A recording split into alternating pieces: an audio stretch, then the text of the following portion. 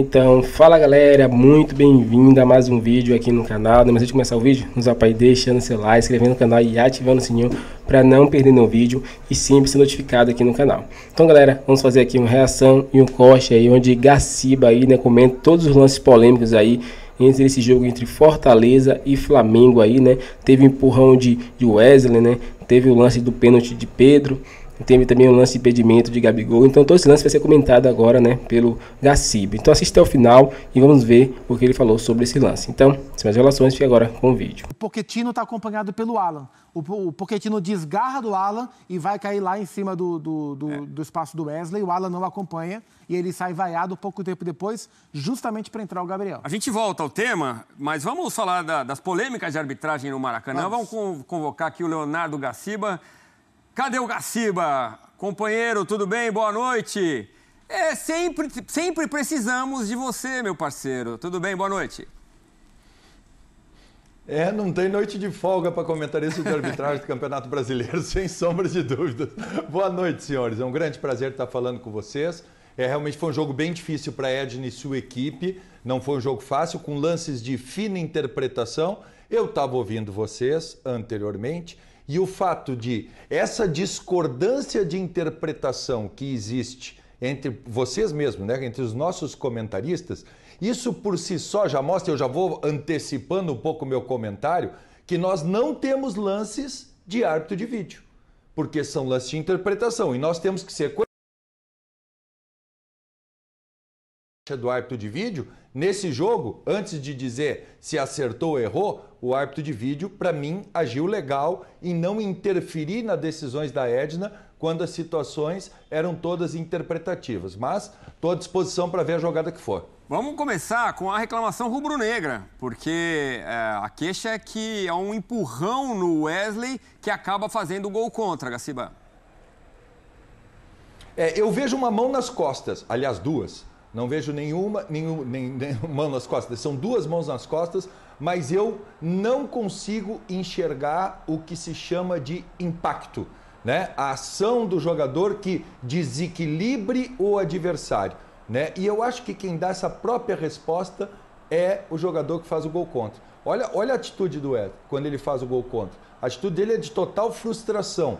Por quê? Ele já começou o seu movimento de impulso antes do contato físico, se eu não me engano é o Lucero, que está logo atrás dele, que encosta as duas mãos nas costas dele.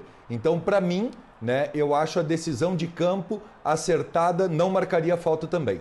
Há um contato ali, mas parece que é muito fraco realmente. Eu concordo contigo, Gaciba, né? Fechamos aqui? Pode encostar. O que não pode é desequilibrar o amiguinho. Encostar pode. Agora, a grande questão que o pessoal no meu grupo aqui estava chamando de Gasparzinho. Não, Gasparzinho estava em campo.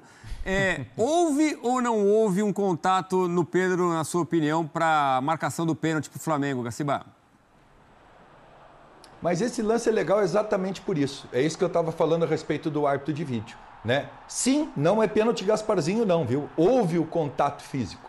Houve o contato físico da perna do Pedro, né, com o jogador defensor, né? Não é esse pênalti mandrake, aquele que o cara diz, olha, não caiu. Aí sim seria lance de árbitro de vídeo. O árbitro de vídeo teria que entrar e sugerir revisão, pois não houve contato. E aí, se não houve contato, claramente foi simulação do Pedro.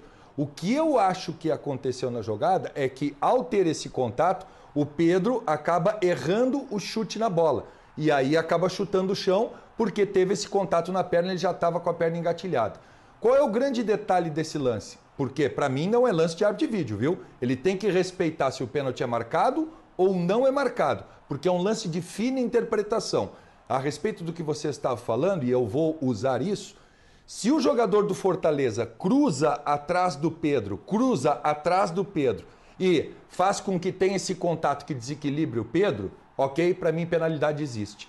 Mas na própria transmissão nós temos uma imagem atrás, que é inclusive a única imagem que nós tivemos para mostrar esse contato, que o jogador do Fortaleza está correndo ao lado. E na verdade o Pedro mantém esse contato com o defensor quando ele enquadra o corpo para conseguir fazer o chute. Então é o movimento do Pedro ao engatilhar o chute que faz ter esse contato com a perna do defensor do Fortaleza. Para mim, por isso, a penalidade não existiu. por mais que seja um lance de finíssima interpretação. Se o jogador corre atrás do Pedro, pênalti. Como o jogador correu ao lado e o Pedro que busca esse espaço para bater seu chute, correr ao lado do coleguinha, conforme vocês mesmos colocaram, não é pênalti. Calçar o colega ao cruzar atrás dele, mesmo de forma imprudente e sem intenção, há penalidade. Então, para mim, na minha opinião, o pênalti não existiu, por mais que o contato tenha existido. Então, aí o VAR deveria ter feito exatamente essa observação, né?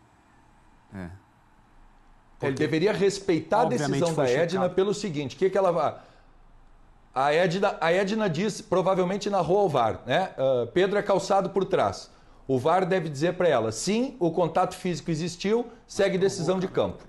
Porque isso é a interpretação da Edna, se esse contato é ou não faltoso. Certo. E isso é que a gente tem que perder aqui no Brasil. Né? A gente gosta de um VAR pouco interferente na partida. A gente acha lindo quando acontece lá fora que os caras não entram, né, na questão da intervenção. Quando acontece aqui, a gente como comentarista tem a obrigação de vir aqui e dizer... Erraram, mas não deveria o VAR ter entrado. Por mais que seja muito difícil para o torcedor, em especial do Fortaleza, entender nesse tipo de situação que há um erro de arbitragem, mas não é um erro claro e óbvio, né, no qual convém a intervenção do árbitro de vídeo. É curioso isso, né? Porque assim, a Edna poderia mudar a sua opinião se chamada fosse. Mas talvez o que o VAR, como o Gaciba lembrou, né? Tem que ter a certeza de que foi, ou de que não foi, né? Tem que ter essa convicção. Então, o VAR não errou em não chamar. É bem curioso, porque a Edna poderia mudar a sua opinião. Mas, Gaciba, se por um acaso, na conversa da Edna com o VAR, ela tem a impressão de que o toque foi por trás e o VAR comunica que foi um toque lado a lado. E se ela marcou achando que aconteceu uma coisa, mas aconteceu outra coisa? Ainda assim, o VAR não chama... Porque não é um lance claro, é isso? A própria árbitra, né, ou todos os árbitros, né, que apitam futebol, eles têm o direito de, se estiverem em dúvidas, solicitar ao árbitro de vídeo que mostre a imagem a ele. Eles têm esse direito. Você sabe quantas vezes aconteceu nos mais de 900 jogos que eu dirigi a arbitragem brasileira? Uma. Num lance de expulsão... No jogo do Corinthians e Grêmio, se eu não estou equivocado, que o árbitro acaba expulsando o jogador e ele fica em dúvida e diz, separe a imagem para mim que eu quero aí dar uma olhada. Ele vai lá e confirma a sua decisão de campo e acaba expulsando o jogador. Mas quem provocou a revisão foi o árbitro, não o árbitro de vídeo. O árbitro de vídeo está ali para que possa sanar erros claros e óbvios. Essa é a primícia maior do árbitro de vídeo. Porque se o árbitro de vídeo der uma segunda oportunidade, que esse é o grande erro que acontece, que é o árbitro de vídeo permitir ao árbitro que olhe a jogada uma segunda vez. Não é para isso que o árbitro de vídeo foi criado.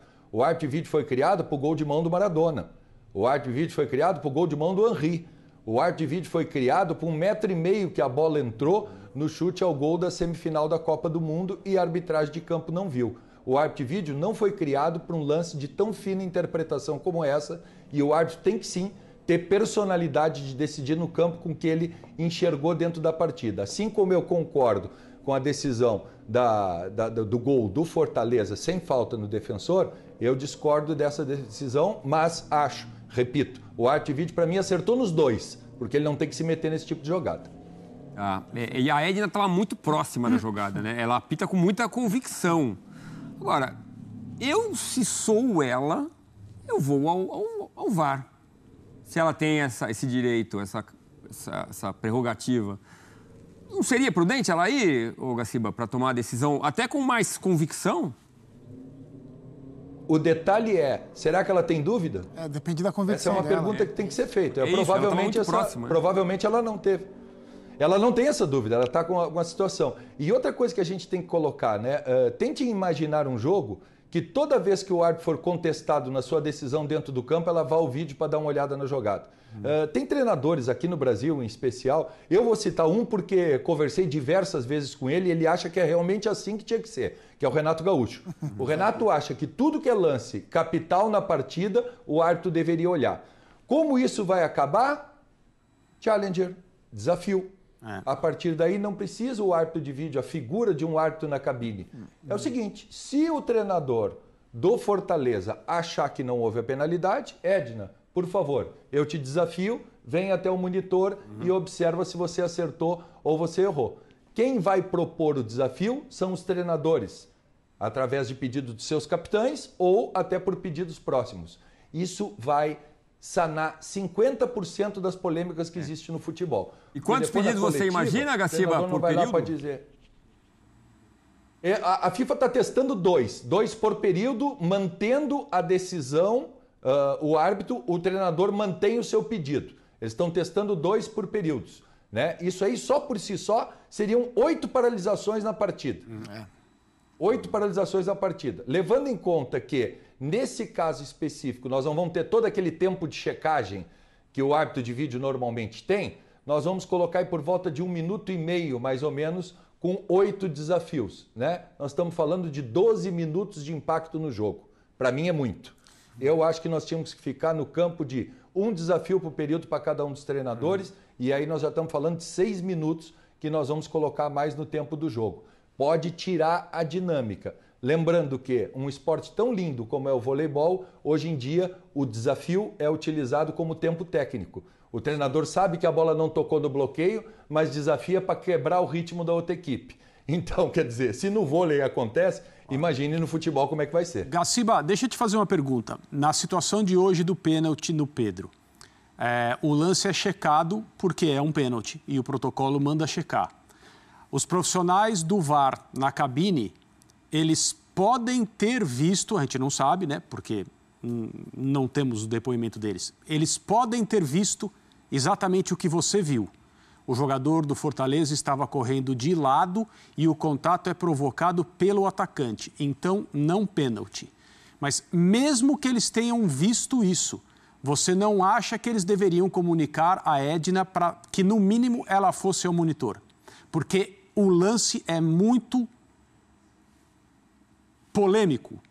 Não é um erro claríssimo da arbitragem de campo. É essa a ideia?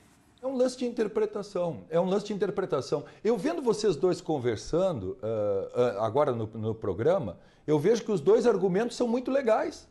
São 2 argumentos defensáveis. Isso aí, se você botar um torcedor do Flamengo e um do Fortaleza, cada um que tiver a sua opinião, ele vai ter argumentos suficientes para dizer se foi ou não foi pênalti.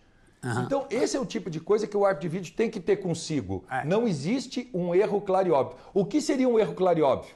Não sem tocou. Contato físico. Não tocou. Pênalti Gasparzinho. Perfeito. Né? Aí sim, aí é um erro claro e óbvio. Edna, vem aqui porque eu tenho uma imagem que vai mostrar para ti que tu viu um calço e esse calço não existiu. Certo. Não teve contato físico. Agora, ela viu um calço, teve o contato físico, a partir daí é com ela. A interpretação é com o campo.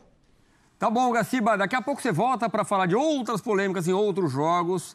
Então, até já, companheiro. Estamos à disposição. Boa. Daqui a pouco o Tite, também as entrevistas no Maracanã para essa vitória do Fortaleza, que momentaneamente põe o Flamengo na 3ª colocação.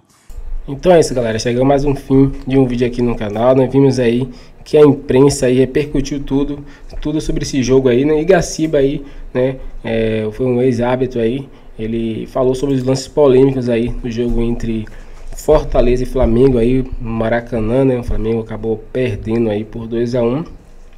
E teve o lance, né, de Wesley que foi empurrado aí, né? Ele disse que era um lance interpretativo, né? Que não sentiu que teve impulsão ali para empurrar o jogador, para o jogador acabar perdendo um lance ali, né? Mas acredito que teve sim, né? Porque ele pula já indo para frente, né? Parece que sente a mão nas costas ali, né? E pula meio que sem equilíbrio, né? Então acabou fazendo gol contra, né?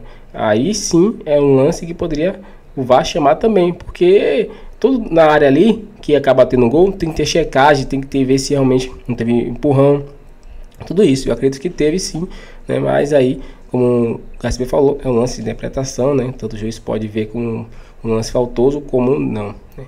Teve o lance de Pedro também, né? Que ele disse aí que na análise dele é um lance interpretativo, que a Edna marcou ali e era para ser marcado o pênalti, né? Visto que é um lance interpretativo, ela decidiu e o VAR não pode interferir, né? Mas disse que o jogador chegou pelo lateral, não foi por trás, mas é isso, né? Qualquer lance ali Qualquer toque que tem ali no jogador que vai chutar a bola, se é por trás, pela lateral, vai atrapalhar o jogador, né? Independente. Então o jogador tá na frente, o jogador na lateral encosta nele ali, no chute, vai tirar o jogador da posição ali e de definir e é falta, entendeu? Então, mas é isso, né? Esses lances aí foram bastante polêmicos, né? E acabou prejudicando o Flamengo. O Flamengo também jogou mal, né? Jogou mal, né? Essa é a verdade. Precisava jogar melhor, né? Criar jogadas. O Tite demorou para mudar, tirar Alan, que estava muito mal. O Pulgar também não estava muito bem, não. Era para manter o Ortiz. O Ortiz estava jogando bem aí, né? Esse desfalque aí, antes de Pulgar e Alan voltar. O Ortiz estava jogando muito bem ali na posição de volante ali. E o Flamengo estava vencendo. O Tite voltou com jogadores que é da posição aí, que não tá bem, e acabou prejudicando o Flamengo. Qual a sua opinião sobre esse torcedor? Deixe sua opinião aqui, deixe lá, inscreva no canal e até o próximo vídeo.